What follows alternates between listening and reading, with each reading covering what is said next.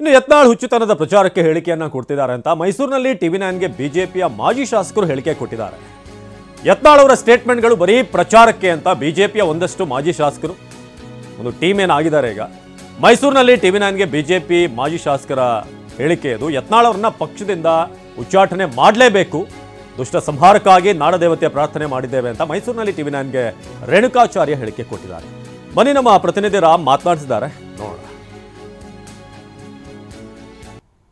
ಒಂದು ಕಡೆ ಬಿಜೆಪಿಯಲ್ಲಿ ಪ್ರತಿದಿನ ಒಂದಲ್ಲ ಒಂದು ಕಾರಣಕ್ಕೆ ಚರ್ಚೆಗಳು, ಭಿನ್ನಾಭಿಪ್ರಾಯಗಳು, ಭಿನ್ನಮತಗಳು ಸ್ಫೋಟ ಆಗ್ತಾ ಇದೆ. ತಾವು ಈಗ ದೇವರ ಮೊರೆ ಹೋಗಿದ್ದೀರಾ. ನಿನ್ನೆ ವಿಘ್ನ ನಿವಾರಕ ವಿನಾಯಕರಿಗೆ ಪೂಜೆ ಆಯಿತು, ಇವತ್ತು ನಾಡ ಅಧಿದೇವತೆ ತಾಯಿ ಚಾಮುಂಡೇಶ್ವರಿ ಪೂಜೆ ಮಾಡ್ತಾ ಇದ್ದಾರೆ. ಏನಿದೆ ಅಭಿಯಾನ?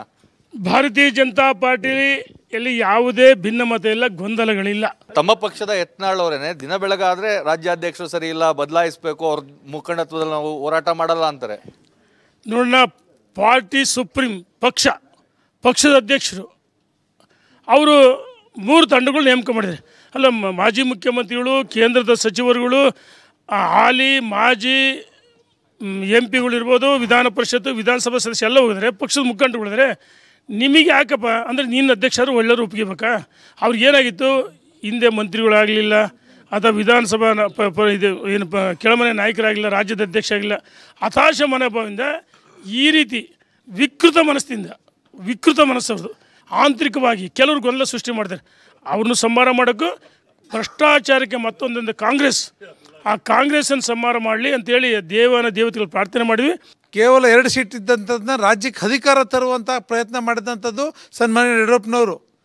ಅದೇ ರೀತಿ ಒಳ್ಳೆ ಕೆಲಸ ಮಾಡಿದಂಥದ್ದು ಸನ್ಮಾನ್ಯ ಸದಾನಂದ ಗೌಡರು. ಅವ್ರ ಬಗ್ಗೆನೂ ಸಹ ಭಾಳ ಕೆಟ್ಟ ಧ್ವನಿಯಲ್ಲಿ ಅವ್ರು ಮಾತಾಡಿದ್ದಾರೆ. ಅದನ್ನು ನಾವು ಖಂಡಿಸ್ತೀವಿ. ಇವತ್ತು ಭಾರತೀಯ ಜನತಾ ಪಾರ್ಟಿಯ ಕೇಡರ್ಗೆ ಆಗಿರ್ತಕ್ಕಂಥ ಮನಸ್ಸಿಗೆ ನೋವು, ಅದನ್ನು ಸರಿಪಡಿಸ್ಬೇಕಂತೇಳಿ ನಮ್ಮೆಲ್ಲ ಮುಖಂಡರುಗಳು, ನಮ್ಮೆಲ್ಲ ಸ್ನೇಹಿತರು ಒಟ್ಟಿಗೆ ಸೇರಿ ಅಧಿದೇವತೆ ಚಾಮುಂಡೇಶ್ವರಿ ದರ್ಶನ ಮಾಡೋದ್ರ ಮೂಲಕ ಇವತ್ತು ಅದಕ್ಕೆ ನಾವು ಕರೆಯನ್ನು ಕೊಡ್ತಾ ಇದ್ದೀವಿ. ಮುಂದಿನ ದಿನಗಳಲ್ಲಿ ಎಲ್ಲ ನಾಯಕರುಗಳನ್ನ ಭೇಟಿ ಮಾಡ್ತೀವಿ. ಇದೇ ರೀತಿ ವರ್ತನೆ ಆದರೆ ರಾಜ್ಯಾದ್ಯಂತ ಕೇಡರ್ಗಳು ಗಲಾಟೆ ಮಾಡ್ತಾರೆ. ಕಾರ್ಯಕರ್ತರು ನಿಮ್ಗಾಗಲೇ ಬುದ್ಧಿ ಕಲಿಸ್ಬೇಕಂತೇಳಿ ಹೋರಾಟಕ್ಕೆ ಇಳಿದಿದ್ದಾರೆ. ಅದು ಮುಂದಕ್ಕೆ ಕಂಟಿನ್ಯೂ ಆಗ್ತದೆ. ಮತ್ತು ರಾಷ್ಟ್ರೀಯ ನಾಯಕರಿಗೆ ನಾವು ಮನವಿ ಮಾಡಬೇಕಾಗತ್ತೆ, ನಿಮ್ಮನ್ನು ಉಚ್ಚಾಟಿಸ್ಬೇಕು ಅಂತೇಳಿ ಮನವಿ ಮಾಡಬೇಕಾಗತ್ತೆ. ಯತ್ನಾಳ್ ಅವ್ರಿಗೆ ಏನಾಗಿದೆ ಅಂದರೆ ಪ್ರಚಾರದ ಗೀಳೇನಿದೆಯಲ್ಲ, ಅದು ಯಾವ ಮಟ್ಟಕ್ಕೆ ಹೋಯ್ತಾ ಇದೆ ಅಂತ ಹೇಳಿದ್ರೆ, ದೊಡ್ಡವ್ರನ್ನ ಟೀಕೆ ಮಾಡಿದರೆ ನಾನು ಭಾಳ ಬೇಗ ಪ್ರಸಿದ್ಧಿ ಪಡ್ಕೊತೀನಿ, ನಂದು ವೈರಲ್ ಆಗುತ್ತೆ ಅನ್ನೋಂಥ ಒಂದು ಭಾವನೆ. ಅದಕ್ಕೆ ಯಾವಾಗಲೂ ಅವರು ಕಾಂಗ್ರೆಸ್ ಪಕ್ಷದ ಬಗ್ಗೆ ಮಾತಾಡಿದರೆ ವೈರಲ್ ಆಗಲ್ಲ, ಯಡಿಯೂರಪ್ಪನವ್ರ ಬಗ್ಗೆ, ವಿಜೇಂದ್ರ ಬಗ್ಗೆ ಮಾತಾಡಿದ್ರೆ ವೈರಲ್ ಆಗುತ್ತೆ ಅಂಥೇಳಿ ಜಾಸ್ತಿ ಪ್ರಚಾರ ಸಿಗ್ತದೆ ಅಂತ ಮಾತಾಡ್ತಾರೆ. ಕೊನೆಗೆ ಯಾವ ಮಟ್ಟಕ್ಕೆ ಹೋಗಿದ್ದಾರೆ ಮನುಷ್ಯ ಅಂತ ಹೇಳಿದ್ರೆ, ಇದು ಇನ್ನೂ ಕಡಿಮೆ ಆಯಿತು ಅಂಥೇಳಿ ಜಗಜ್ಯೋತಿ ಬಸವೇಶ್ವರರ ಬಗ್ಗೆನೇ ಮಾತಾಡ್ಬಿಟ್ಟಿದ್ದಾರೆ. ಜಗಜ್ಯೋತಿ ಬಸವೇಶ್ವರ ಬಗ್ಗೆ ಮಾತಾಡಿದ್ರೆ, ಜಗಜ್ಯೋತಿ ಬಸವೇಶ್ವರ ಹೆಂಗೆ ವಿಶ್ವಗುರು ಆದರೂ, ನಾನು ಹಾಗೆ ವಿಶ್ವ ಮಾನವ ಆಗ್ತೀನಿ ಅಂತನೋ ವಿಶ್ವ ದಾನವಾಗ್ತೀನಿ ಅಂತನೋ ಗೊತ್ತಿಲ್ಲ ಮನುಷ್ಯನಿಗೆ. ಈ ವಿಶ್ವ ದಾನವಾನೂ ಆಗೋಕ್ಕೆ ಸಾಧ್ಯ ಇಲ್ಲ ಮನುಷ್ಯ. ಹಾಗೆ ಜಗಜ್ಯೋತಿ ಬಸವೇಶ್ವರದ್ದು ಅವರಂಗೆ ಓಡೋಗೆ ಹೊಳೆ ಹಾರ್ಕೋಬೇಕಾಗತ್ತೆ ಅಂತ ಹೇಳಿದ್ದು ಭಾಳ ಒಂದು ಕೀಳು ಮಟ್ಟದ ಒಂದು ಟೀಕೆ ಅಂತ ಹೇಳಲಿಕ್ಕೆ ನಾನು ಬಯಸ್ತೇನೆ. ಇಲ್ಲಿ ಒಬ್ಬರ ಮೇಲೆ ಆ್ಯಕ್ಷನ್ ತೊಗೋಬೇಕು ಅಂತಂದರೆ ಅದಕ್ಕೆ ಪ್ರೊಸೀಜರ್ ಇದೆ. ಹಂತ ಹಂತವಾಗಿ ಅವ್ರನ್ನ ವಾರ್ನಿಂಗ್ ಕೊಡೋದಾಗಲಿ, ಮತ್ತು ಇನ್ನೊಂದು ಕಡೆ ಇದಾಗಲಿ ಕರೆಸಿ ಮಾತಾಡೋದಾಗಲಿ ಇವೆಲ್ಲ ಆಗ್ತವೆ.